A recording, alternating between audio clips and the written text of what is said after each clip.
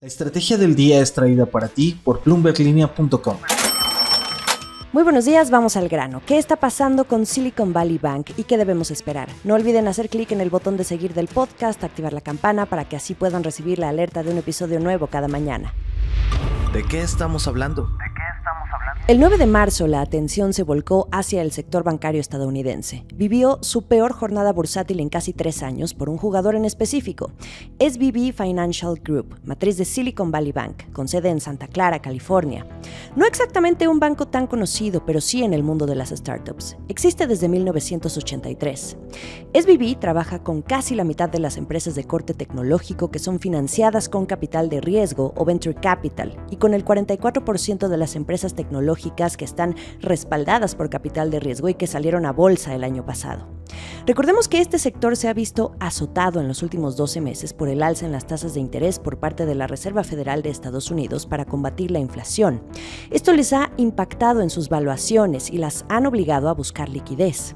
Según comentarios del analista Dick Bob de Odeon Capital a Bloomberg, las empresas tecnológicas de Silicon Valley están pidiendo dinero a este banco a diestra y siniestra, y el banco tiene que dárselos.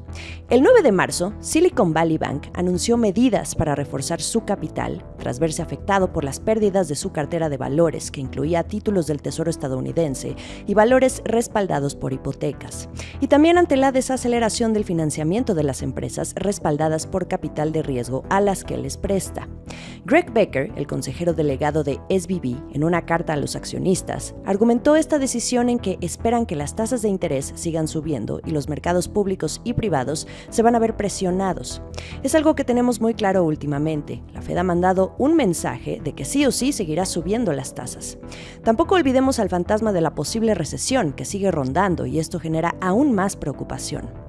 SVB vendió alrededor de $21,000 millones en valores de su cartera, con un plan para reinvertir esos ingresos. Esto le resultaría en una pérdida de $1,800 millones al término del primer trimestre. También anunció una millonaria oferta de sus acciones ordinarias para evitar el golpe de capital, prácticamente todos los títulos disponibles. En automático, Moody's recortó su calificación por revelarse el deterioro del banco en términos de liquidez y rentabilidad al anunciar estas medidas. En los mercados, las acciones de SVB registraron la mayor caída de su historia, la peor en más de 35 años. Los títulos se hundieron un 60%, cerrando en su nivel más bajo desde septiembre de 2016 y borrándole $9,600 millones en su valor de mercado. Esto arrastró a otros bancos en bolsa, por ejemplo Bank of America, JP Morgan y Wells Fargo, que perdieron al menos 5% aquel 9 de marzo. En una llamada con sus clientes e inversionistas de Venture Capital revelada por Bloomberg, Becker les pidió mantener la calma y hasta pidió que apoyaran a Silicon Valley Bank de la misma manera en que el banco les había apoyado en los últimos 40 años. Mientras esto ocurría, otros personajes de peso en la industria, como Peter Thiel, cofundador de PayPal y actual dueño del fondo Founders Fund, una de las voces de mayor peso en el ecosistema, aconsejaba a las empresas que retiraran su dinero de este banco. También lo hicieron los fondos Union Square Ventures, Coatue, Thrive Capital y Founder Collective. Este último le dijo a las empresas que a largo plazo no creían que sus depósitos corrieran peligro, pero a corto plazo sería difícil predecir. También Gary Tan, presidente y CEO de la aceleradora de renombre Y Combinator allá en Estados Unidos.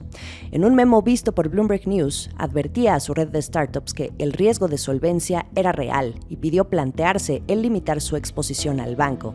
Y aquí empezaron los escalofríos. Esto es el dato del día. Comparado con los gigantes bancarios de Estados Unidos, el tamaño de Silicon Valley Bank no sería lo suficientemente grande como para desencadenar una crisis bancaria nacional. De acuerdo con datos de Robert Burgess en una columna de opinión para Bloomberg, SVB contaba con unos $212,000 millones en activos. Para dimensionarlo, esto es menos de una décima parte del tamaño de JP Morgan, y además solo se enfoca en un segmento en específico, que son las empresas de tecnología, las startups. Sin embargo, esto no ha impedido mirar su caso como una gran red flag, una gran bandera roja ante un posible efecto de contagio. Esto es lo que tiene a todo el mundo asustado. La pregunta es si esto podría ser el comienzo de un problema mucho mayor. El aumento de las tasas de interés han dejado a los bancos cargados de bonos a bajo interés que no pueden venderse rápidamente sin que sufran pérdidas. Si demasiados clientes recurren a sacar sus depósitos a la vez, se corre el riesgo de crear un círculo vicioso. Entonces, otra pregunta en el aire es, ¿quién sigue? Quizá este sea un ejemplo del efecto que la Fed está teniendo en las entidades crediticias de pequeño o mediano tamaño. Según los comentarios de algunos analistas, esto pudiera no ser algo catastrófico, pero sí doloroso. Como dijo Jenny Fielding a Bloomberg, socia gerente de The Fund, hay una buena dosis de pánico. Esto ha hecho que a partir de las recomendaciones de los fondos de inversión, los fundadores de empresas retiren algunos de sus saldos, si no es que todos, a otros bancos. En Twitter incluso ya pueden leer historias de cómo algunos CEO de estas empresas han vivido las últimas horas, intentando sacar su dinero y aperturar de inmediato cuentas bancarias con otros grupos financieros. También está un grupo de fundadores de fondos de capital de riesgo que piensan que es realmente lamentable que otros fondos y sus empresas estén empeorando una situación difícil para Silicon Valley Bank en lugar de apoyarlo, que la relación va por los dos lados. Una tercera pregunta en el aire: ¿cómo afectará el colapso de Silicon Valley Bank a Silicon Valley? En otras noticias. Sigamos con la historia. El viernes 10 de marzo, mientras CNBC reportaba que SVB exploraba opciones para vender el banco tras no lograr su objetivo de levantar capital, el regulador financiero de California absorbió las operaciones de Silicon Valley Bank y nombró al Federal Deposit Insurance, o FDI, como el administrador, argumentando falta de liquidez e insolvencia.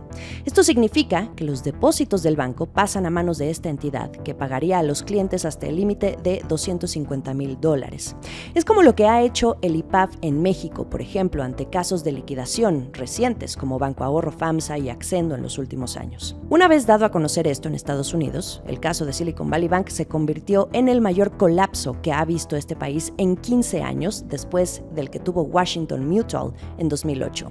Por cierto, este es el segundo banco regional en colapsar la semana pasada, luego de que Silvergate Capital anunciara su liquidación voluntaria.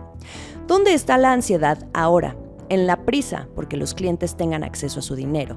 La Federal Deposit Insurance dijo que los depositantes asegurados tendrían acceso este 13 de marzo y los no asegurados recibirían un certificado de administración judicial por la cantidad restante de sus fondos no asegurados. En el mundo, al tiempo en que surgían versiones sobre formas de rescatar a la empresa o ayudar a los fundadores de pequeñas empresas que quedaron en el limbo, en Asia las empresas tecnológicas comenzaban la lucha por contener el colapso de SVB. En Reino Unido, las empresas clientes de SVB buscaban ayuda y en Estados Unidos se alistaba un plan de contingencia. En un comunicado conjunto publicado el domingo 12 de marzo por la tarde, la secretaria del Tesoro Janet Yellen, el presidente de la Fed Jerome Powell y el presidente de la FDI Martin Gruenberg aseguraron que los depositantes tendrán acceso a todo su dinero y ninguna pérdida asociada a la resolución del Silicon Valley Bank correría a cargo del contribuyente. También la Junta de la Fed anunció que pondrá fondos adicionales a disposición de las instituciones de depósito elegibles para ayudar a garantizar que los bancos tengan la capacidad de satisfacer las necesidades de todos sus depositantes. En el último párrafo aseguran que el sistema bancario estadounidense es fuerte, en parte por las reformas realizadas tras la crisis financiera que garantizaron mejores salvaguardas para el sector. Esto dio una dosis de certidumbre que se notó apenas abrió el mercado de futuros la tarde del domingo. El último sorbo. El 1 de marzo, Greg Becker, el mandamás de Silicon Valley Bank, se presentaba en una conferencia privada en Los Ángeles. En su intervención, relajado y sin saber lo que le esperaba 8 días después, decía que estaba muy orgulloso de ser el mejor socio financiero en los tiempos más difíciles. El banco además fue galardonado como el Banco del Año en una gala que se celebró en Londres.